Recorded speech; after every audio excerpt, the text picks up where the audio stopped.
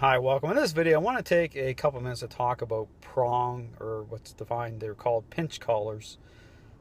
Just so I don't leave anyone out, okay? I'm going on here about remote collars.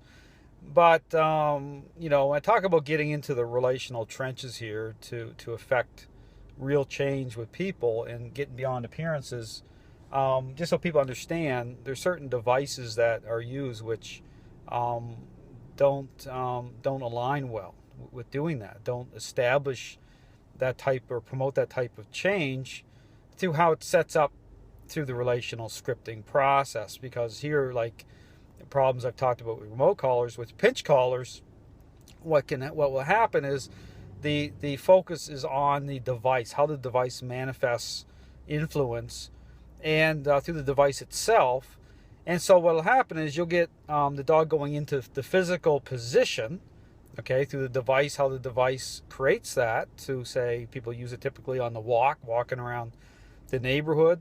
The dog will be in the right position, not pulling ahead. But here's the problem.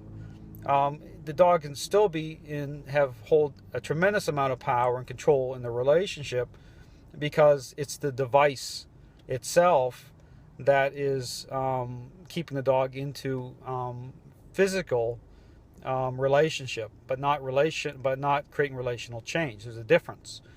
And so again, same thing happens. The owners have to rely or lean on that device.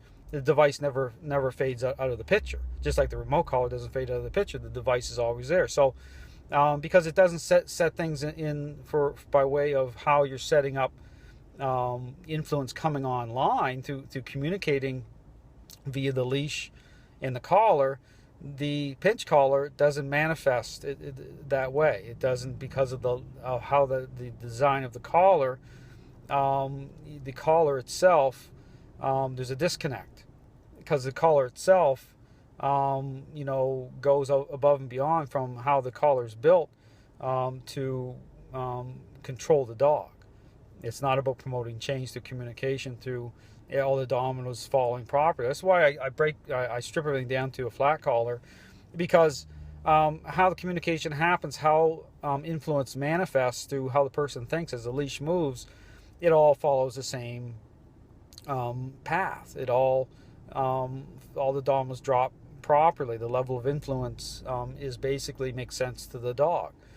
But here with the pinch collar is what's doing the actual controlling the dog, not the person through right relationship. So again, I would really encourage people to stay away from using pinch collars if you're looking to create real change with the dog. Now, I will use what's called a pressure collar, a choke chain, not to choke dogs or yank and crank on dogs. It's more to control the dog at first, especially at first when you have very, very powerful dogs. So I'll use the pressure collar in a very limited way, but always with the focus of switching over to the flat collar to get the person to invest properly. So there are moments where I will use the pressure collar, but definitely not the pinch collar, because the pinch collar does not set things up properly. It's not a tool to use to even for control, switching over. You want to use certain tools that manifest properly, that align properly through the relational scripting process, that promote change in and through the person. And the pinch collar simply is not a device to use for that. So again, people look at physical force, and again, you get both sides debating and going on. It's a moot point. I mean, they're not approaching it relationally. Many of them are approaching it from how they feel about it, their feelings or emotions. And then the other side's merely going by it's just pure laziness. The device is doing the work, and so they're just leaning heavily on that device. But there's problems there even through that device, as well as a remote collar. So anyway, just my thoughts on it. Thanks for watching.